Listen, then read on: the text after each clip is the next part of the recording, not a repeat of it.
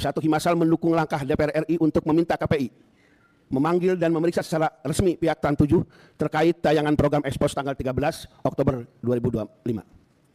Kemudian yang kedua, KPI diminta untuk melakukan investigasi menyeluruh terhadap proses produksi dalam penayangan Expose termasuk naskah, riset lapangan serta proses editing yang berpotensi mengandung unsur pelecehan terhadap lembaga keagamaan di dalamnya adalah pondok pesantren.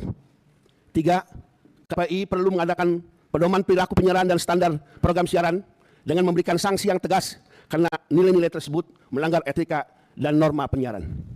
Kemudian yang keempat, KPI diharapkan meninjau ulang pedoman dan regulasi penyiaran yang menyangkut tayangan tentang pesantren, ulama, dan simbol-simbol keagamaan agar ada perlindungan khusus terhadap lembaga pendidikan Islam. Kelima, KPI perlu mendorong industri media untuk meningkatkan literasi keagamaan bagi kru, redaksi, dan tim produksi guna menghindari bias dan distorsi salah pemahaman terhadap pemberitaan dunia pondok pesantren. Yang tadi telah disampaikan oleh Kiai Agus, menghormat guru itu bukan berarti perbudakan. Itu yang perlu ditanamkan atau dimengerti oleh dunia pers. Kemudian Himasal meminta KPI untuk membuka ruang partisipasi masyarakat pesantren dalam proses konsultatif publik terkait revisi pedoman penyiaran keagamaan. Kemudian ketujuh, KPI diminta menghentikan sementara program Expose dan alhamdulillah informasi terakhir tadi kita demo sudah diberhentikan. Kemudian sampai seluruh proses evaluasi klarifikasi yang berkait dengan sistem editorial dilakukan secara terbuka dan terukur. Jadi tadi kita habis demo di Trans 7, langsung kemudian tawaf muter-muter ke Senayan ketemu di gedung DPR itu. Kemudian yang B, desakan terhadap Kementerian Komunikasi dan Digital (KOMDI). Satu, Himasal mendesak KOMDI melalui Dirjen Komunikasi Publik dan Dirjen Pengawasan Ruang Digital untuk melakukan audit etik dan digital terhadap seluruh konten Expose dan platform daring yang ada di Trans 7. Kemudian yang kedua, KOMDI perlu menegakkan regulasi perlindungan ruang digital agar simbol-simbol keagamaan, termasuk pondok pesantren dan tokoh agama, tidak dijadikan bahan eksploitasi atau nyinyiran di media sosial.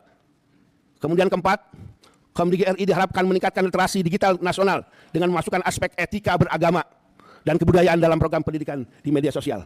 Kemudian kelima, Himasal meminta KOMDI untuk berkoordinasi dengan KPI dan Dewan Pers guna membentuk TEK bersama yang mengawasi konten penyiaran keagamaan di televisi dan media sosial. Expose.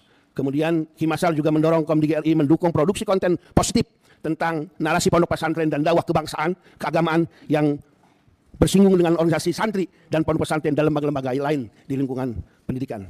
Terakhir, untuk desakan terhadap Trans 7 dan Trans Corporation.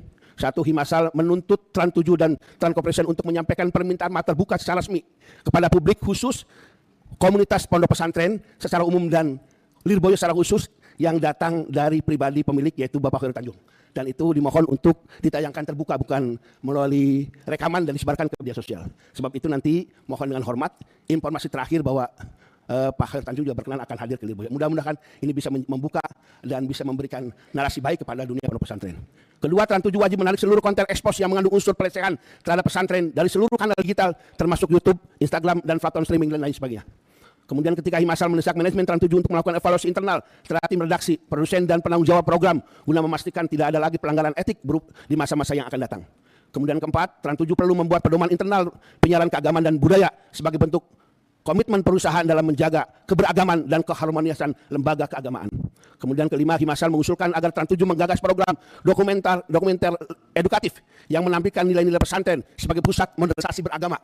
Maaf, ini mungkin kalau bahasa Kiai Maman konsep beragama yang wasatiyah, moderasi beragama, toleransi, dan pendidikan karakter bangsa bekerja sama dengan unsur-unsur pengurus atau pondok pesantren di Indonesia, termasuk di dalamnya adalah Himasal.